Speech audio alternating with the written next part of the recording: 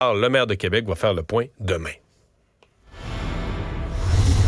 15h30, allons retrouver notre collègue Mario Dumont. Bon après-midi, Mario. Bonjour. Transport en commun, les maires et mairesses, on les a vus pendant ton émission cet avant-midi. Ils ont fait le point sur le financement parce qu'ils attendent de connaître la contribution de Québec afin de boucler leur budget. On va écouter ensemble un échange entre Manon Massé et la ministre Geneviève Guilbeault à la période de questions à l'Assemblée nationale. La CAQ est arrivée fin 2018. Donc, vous voyez, à partir de 2019, 2020, 2021, 2022, 2023, en gris, c'est la partie du gouvernement. C'est la partie non seulement la plus élevée, mais c'est celle qui a le plus cru du verbe croître depuis l'arrivée de la CAQ au gouvernement. Le problème, c'est que ça répond pas. Il n'y en a pas assez. J'espère que la ministre est capable de nous dire qu'il n'y en aura pas de coupe dans les services à la population. Les opérations du transport collectif sont gérées par les sociétés de transport qui sont des organisations qui prennent des décisions en toute indépendance du gouvernement. Est-ce que le gouvernement, après ça, en n'ayant rien à voir dans les décisions des opérations, va venir systématiquement éponger des déficits faits par d'autres? Peut-être Québec solidaire trouve ça normal, mais normalement, dans une organisation, il y a de l'imputabilité, il y a de la responsabilité budgétaire. Mario, qui doit éponger le déficit? La ministre Geneviève Guilbeault, dans ce qu'elle vient de dire, elle a raison, oui. Là, pas à 99 là, à 100 Donc, le plus loin qu'on pourrait aller dans l'écoute des villes, c'est de dire, OK, prenons pas de recul. Mettons qu'il s'est passé durant la dernière année, au lendemain de la pandémie, il s'est passé quelque chose là, de renversant, unique dans l'histoire du monde, là, qui se reproduira plus jamais. Puis là, je pourrais vous aider à éponger les déficits. Mais c'est pas ça, là. Les sociétés de transport sont dans le trou, sont dans le rouge, elles dépensent beaucoup, elles ont des niveaux de dépenses élevés, peu de redevabilité, arrivent à la fin de l'année, puis là, ils disent, hey, là, on t'a fait tout un trou, les villes disent, on peut pas éponger ça, on va aller sonner au gouvernement du Québec. Puis le gouvernement du Québec, qui n'a jamais été interpellé pour rien, on leur a pas demandé en cours d'année, ouais, là, on fait du trou. T'arrives à la fin de l'année, tu dis, j'ai un trou, là, puis, moi de l'argent là, pour payer le déficit. C'est impossible. En fait, si Geneviève Guilbeault accordait ça, c'est moi qui sauterais au même comme contribuable. Donc, peut-être que dans un nouveau pacte, où là, il y aurait vraiment là, des réformes majeures de la gestion, réouverture des conventions collectives, refaire les plans de dépenses, il faut tout refaire, là. Les sociétés de transport sont plus gérables, il faut tout refaire. Peut-être que dans un plan comme ça, où il prouve qu'on fera plus de déficit, là, peut-être qu'on pourrait dire, ben là, regarde, pour le déficit passé, pour cette fois-ci, pour une fois, en signant un contrat que ça n'arrivera plus jamais des déficits, je pourrais vous aider à éponger celui de cette année.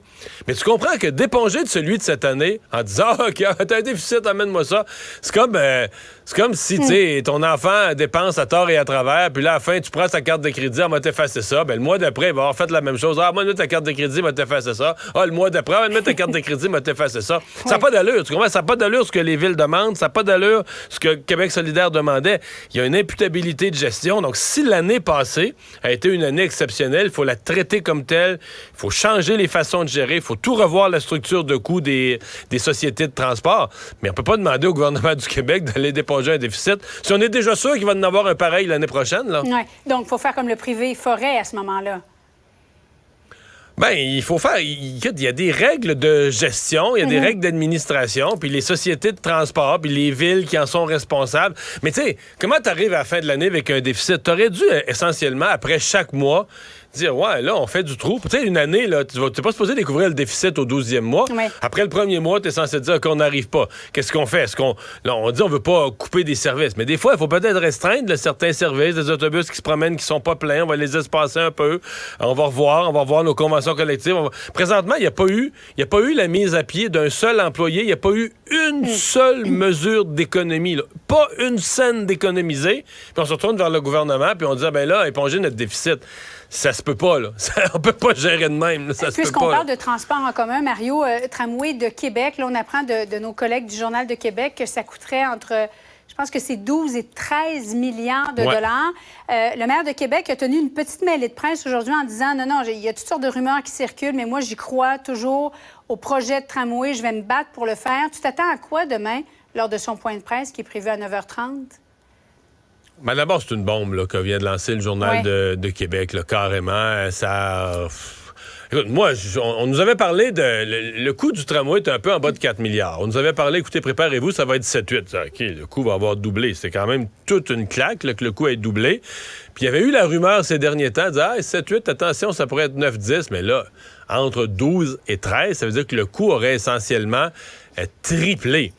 Alors, c'est carrément plus le même projet. Alors, je ne sais pas ce que va faire le maire de Québec, parce que là, tu as un projet dont les coûts... Puis imagine, déjà, présentement, là, l'exploit que le maire essaie de réussir, c'est de faire augmenter d'une dizaine de pourcents l'appui, là, qui est passé sous les 40 %, qui est rendu dans les bas 30 36 de faire remonter l'appui. Est-ce que tu penses que cette nouvelle-là va l'aider dans sa tâche de faire remonter l'appui au projet de tramway? Alors, je me demande... Puis, écoute, je me dis, il y a peut-être des gens qui se doutaient. Quand on regarde comment les gens de la CAQ ont la face longue, ils étaient pour le tramway, mais ils veulent plus le dire depuis quelques semaines, quelques mois. Quand on parle du tramway, ils viennent toute la face longue puis le carrette. Comme... Ben, peut-être qu'eux, ils savaient déjà là, que les chiffres, ça allait ressembler à ça, puis que l'appui populaire allait être très, très faible. Alors, la balle est vraiment dans le camp du maire Bruno Marchand-Demain, du gouvernement du Québec aussi, qui est un des porteurs du projet, de nous dire, on fait quoi à partir de là? Est-ce qu'on le fait par segment? Est-ce qu'on le fait par plus petits morceaux? Est-ce qu'on abandonne carrément le projet? Mais moi, je continue à être de ceux qui pensent que une ville de la taille de Québec doit avoir un transport en commun structurant. Et je n'inclus jamais l'autobus. Pour moi, un autobus, là, c'est correct. Là, c'est un transport en commun B pour des plus petites villes. Mais c'est pas un vrai transport en commun. C'est pas la colonne vertébrale d'un transport Mario, en commun structurant. Mettez 5000 autobus, là. Je veux dire, ça va y aller par là. Ben là, à ce prix-là, parce que c'est sûr que ça soulève la question carrément. Ça va relancer le débat pour ceux, par exemple, qui préconisaient un métro. Ouais. Parce que je me souviens d'avoir entendu Régis Labaume partir à rire en disant un métro, ça va coûter 10 milliards, vous êtes tombé sur la tête. Mais là, le tramway, ça aurait de coûter plus que ça. Ouais. Donc, non, ça va relancer toute la discussion. Puis demain, là, c'est une des conférences de presse, peut-être la plus importante de sa carrière qu'a à faire Bruno Marchand pour essayer de rassurer les gens un peu, quoi qu'il n'y aura rien de rassurant avec les chiffres, et peut-être d'essayer de redonner un sens à comment ce projet-là pourrait se réaliser. Bon, il est 15h37, Mario, dans 20 minutes, dans le cadre de la Joute. Il y a les résultats d'un plus récent sondage léger, le journal TVA, sondage sur les intentions de vote du gouvernement, des Québécois, en fait, à l'endroit des différents partis du gouvernement, à l'Assemblée nationale. Satisfaction aussi à l'endroit du gouvernement. Les chiffres vont sortir aux alentours de 16 heures dans le cadre de la Joute. Mais ton intuition, Mario, te dit quoi? Ouais. L'intuition n'est pas compliquée. Là, le PQ, on le sent, le PQ monte. Ouais. Là, on dit toujours, tu sais, en sondage, c'est à peu près plus ou moins un mois après que les événements commencent. Parce que c'est pas instantané. Il arrive une bonne nouvelle à un parti politique qui est plus haut d'un sondage demain matin. Le temps que l'idée se fasse dans la population, que les gens en placotent. Donc, ça fait à peu près un mois avant que ça se reflète dans les sondages. Donc là, on va avoir un premier sondage qui va nous amener l'événement victoire dans Jean Talon, victoire dans une élection partielle qui est apparue comme, tu sais, pour Paul Saint-Pierre Plamondon, comme un succès personnel.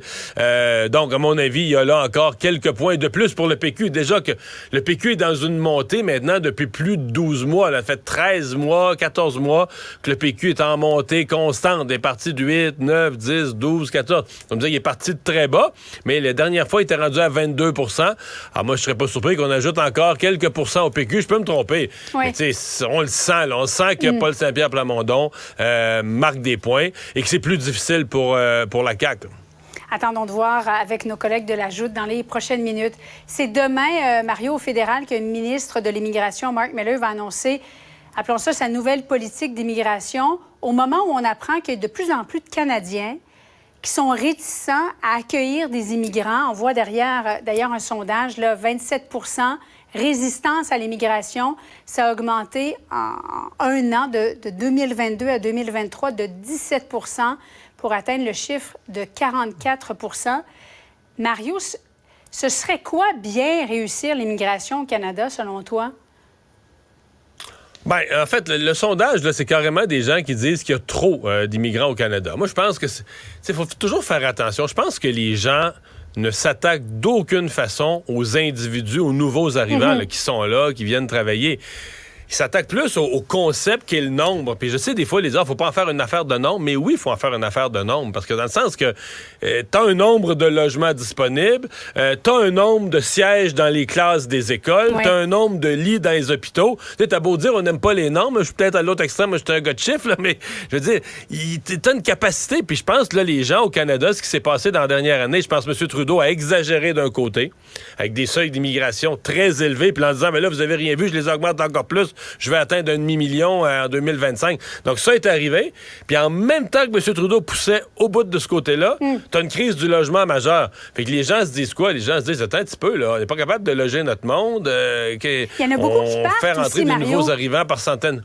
C'est vrai, ça, c'est une autre donnée. Il y en a beaucoup qui partent. Et ça aussi, faudra peut-être l'inclure dans l'équation parce que ça coûte cher au Canada. Hein. Les coûts d'accueil les premières années, puis finalement, les gens s'en vont vivre ailleurs. Mais j'ai l'impression qu'il y a eu moi, je sens qu'il y a eu une perte de contrôle. C'est-à-dire qu'on a beaucoup ouvert les portes là, sous Justin Trudeau. Et maintenant, on dit qu'on ne sait même plus exactement. Il y avait les gens, c'est-tu de la banque CIBC, des économistes de haut niveau qui disaient on a de la misère présentement à faire nos chiffres sur le Canada parce qu'on ne sait plus c'est quoi la population du Canada. Il y a tellement d'immigration temporaire, c'est des millions de plus que ce qu'on a dans les données. On ne sait même plus c'est quoi les vrais chiffres sur la population du Canada. C'est à ce point-là, je pense qu'il y a une certaine perte de contrôle. Là. Mario, merci beaucoup. Bonne fin d'après-midi à toi. Au revoir. Pour savoir ce qu'il y a à comprendre, Mario Dumont. Alors, si vous avez des canettes à 20 sous ou à 15 sous ou à 20 sous ou à 25 sous, toutes sortes de grosses canettes, ben pendant